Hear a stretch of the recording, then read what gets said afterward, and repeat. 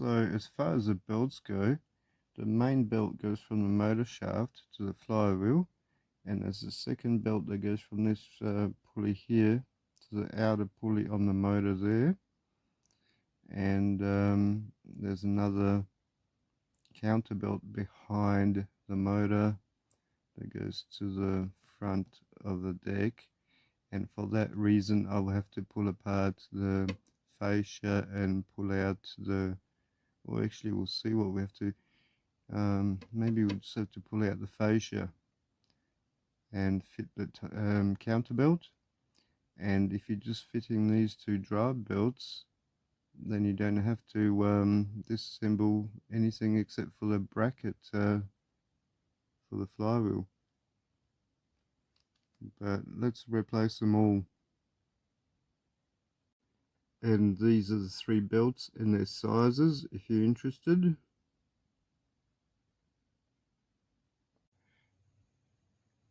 If the motor runs without a cassette in a deck, this would have to be the easiest way to clean the pulleys on the motor.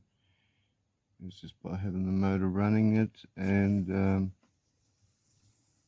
cleaning it with alcohol while it's running and turning. It'll save you a lot of manual labour like that.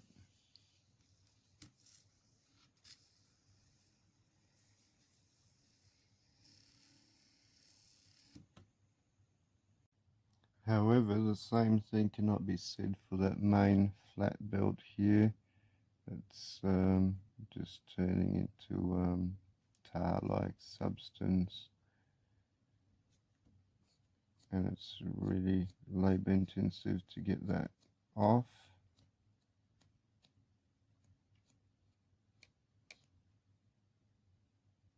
It's coming off everywhere, including my hands. And at this stage I've got it clean enough not to get filthy. I'll get my hands filthy when I take it out and get it all over the rest of the deck. And that's looking pretty clean and good. And at this stage it's also a good idea to deoxidize all the push button switches and the potentiometers, which is a pair of, which I did.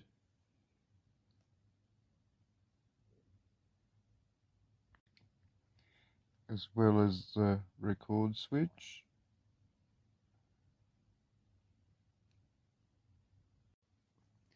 At this point in time, it's also worth cleaning out these switches, deoxidizing these switches here, these two here, that fit into these slots here and are operated by the mechanism.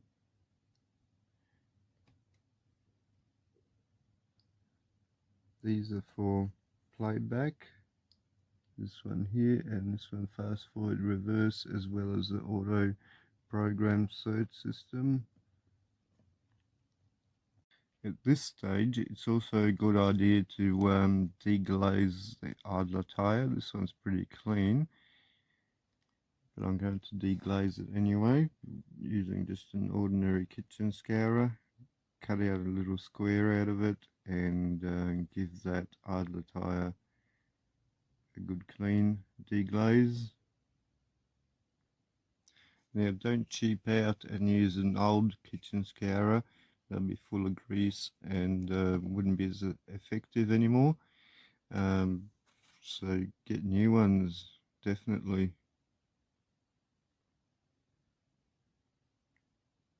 To clean that idler tire, either put it in fast forward or rewind so it makes contact with the flywheel, and by turning the flywheel you can give that idler tire a good scrub. So basically something like that, by turning the flywheel where everything's still intact and putting pressure on the tire, deglaze it like that. So about 2 minutes later, with a bit of a spray of alcohol in between. This is what the surfaces look like, and I did the same to the flywheel to get rid of any residue that was left on the flywheel from this and the old belt as well. This is what the surfaces look like now.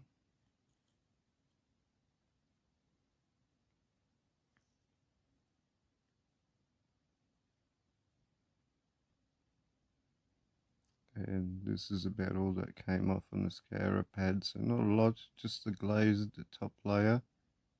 That's all you need to remove.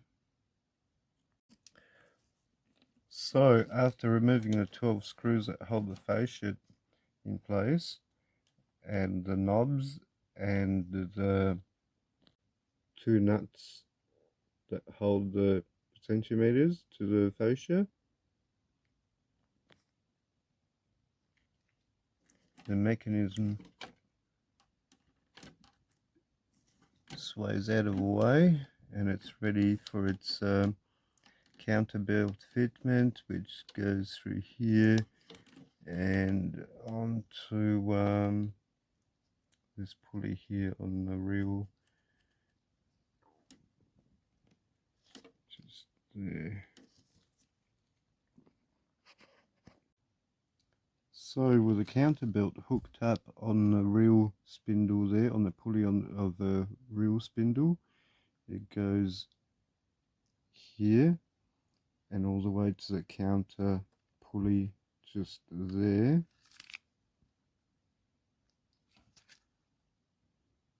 That one there. And there's another pulley that operates the auto stop mechanism, which is just there, barely visible just there. And by the time the mechanism goes into place all the way in, these will line up. Next step is to remove the flywheel bracket and fit the main belt. For that purpose I got myself some tiny little stubby screwdrivers for hard to get places, and I'll do that next and fit the main flat belt, and after that the other belt that goes from this pulley to the motor pulley itself at the end of it. And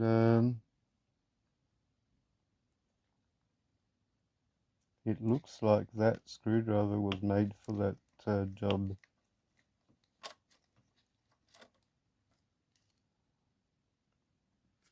As well as for that other screw. So after removing the flywheel bracket and cleaning it, I'm going to lubricate the center in it, and I'm ready to fit the new belt and lubricate the motor shaft.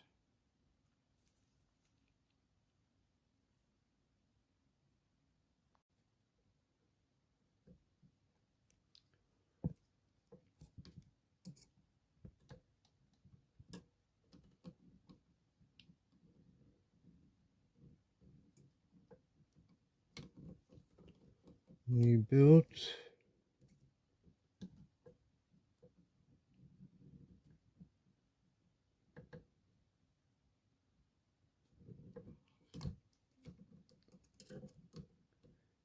And that goes to the motor, like here.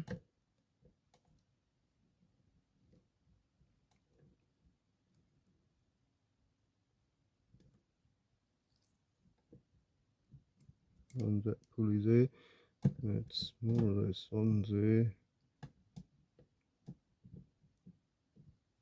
A little bit on the edge, but it will work itself. It just did. Now we just need another belt from here to here, which is just a small one, last belt. And that simply hooks on the bottom pulley here, like that.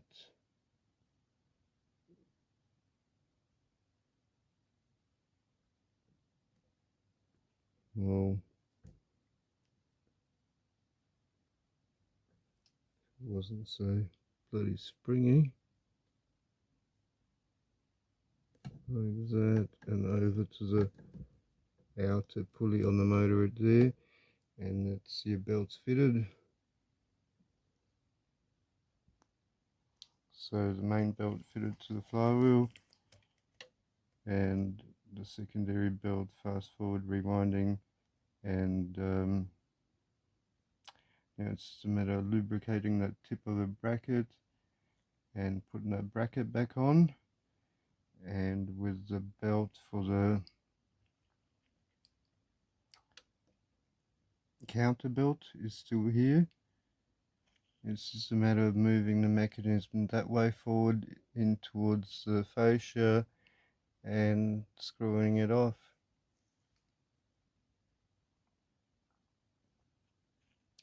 With the bracket lubed up, which is essentially the center bearing for the flywheel, the bracket is ready to bolt back in. The top of the bracket's got a centering dowel, so once you got that fitted, get a screw in there, and then once it's in place, then you can screw off the bottom.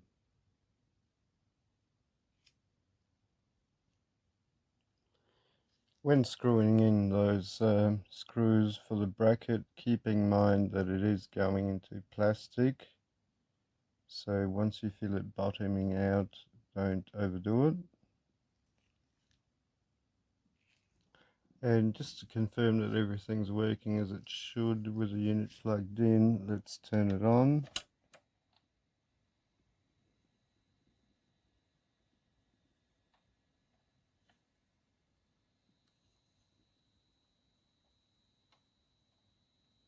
And that's the auto stop mechanism working there.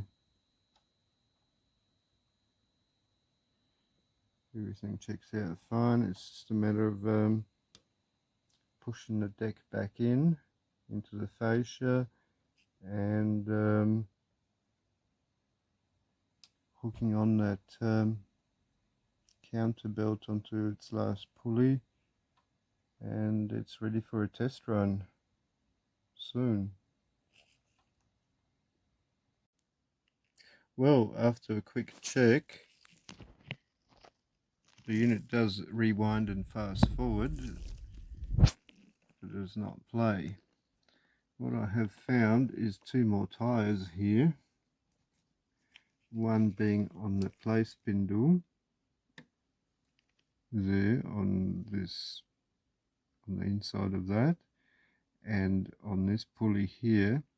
When you press play, that moves up against the capstan and transfers the drive to the take-up spindle. But these tyres are gone, they've melted, and basically there's clearance in between them. There's not even any contact whatsoever, and that's causing the no play situation in this case. So these two tyres will have to be replaced for the deck to function at all. Well, in play anyway. And this is what's supposed to happen. That moves up against the capstan, and it's supposed to move up against this as well, but there's just no contact in between the two. Yeah, see that move up against the capstan and towards that take-up spindle, but there's just no contact in between anything.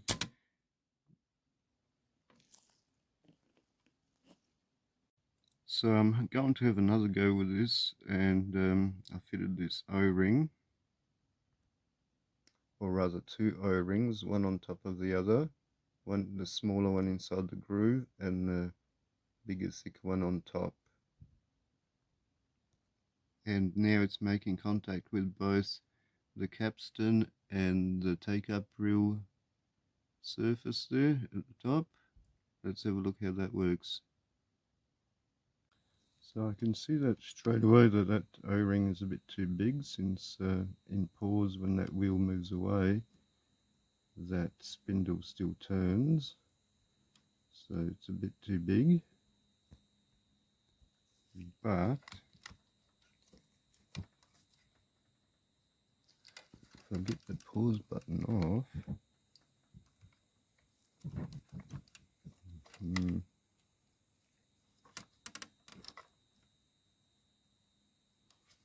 and the tape doesn't escape, this is what happens, and it plays. So it might be just a matter of turning that music off. So it might be just a matter of adjusting that idler tyre now so it doesn't turn when it's in pause, and that might even be alright.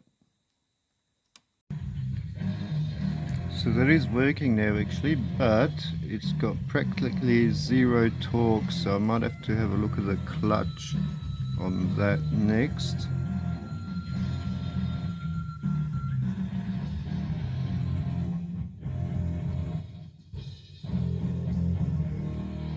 It's fluttery and it's got no torque. On that white ring on the take-up spindle, there's lots of torque, but not on the spindle itself, so you might have to disassemble it and check out the clutch there.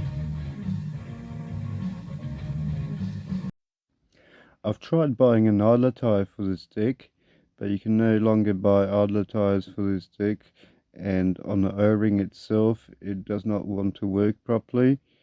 So I thought I'll mess around with it, since I only got it for free from recycling. I thought I'll mess around with it to see what I can do.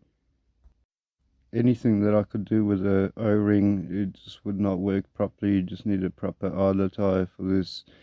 I tried changing this to a harder spring to make it work, but it does not work.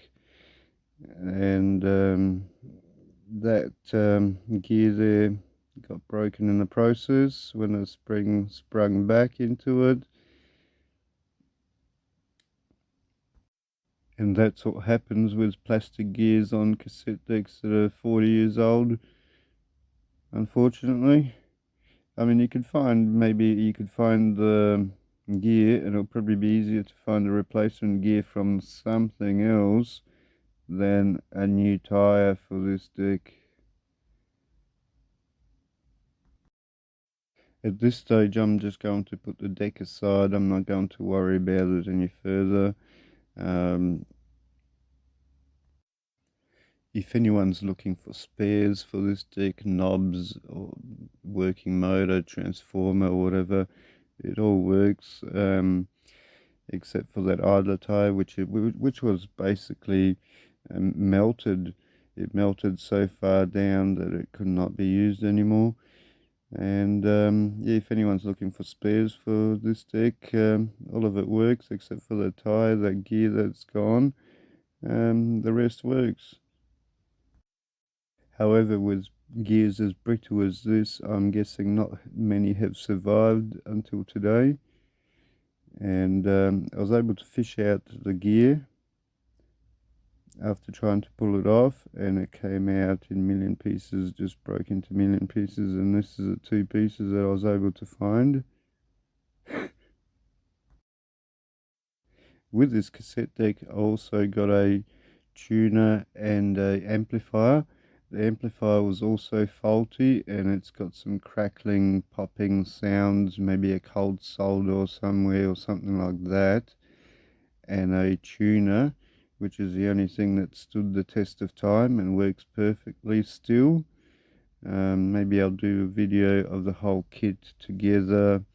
Maybe just showing the tuner how it works and so forth. Yeah, the rest had problems, the cassette deck and the amplifier. Thanks for watching, and see you next or the previous video.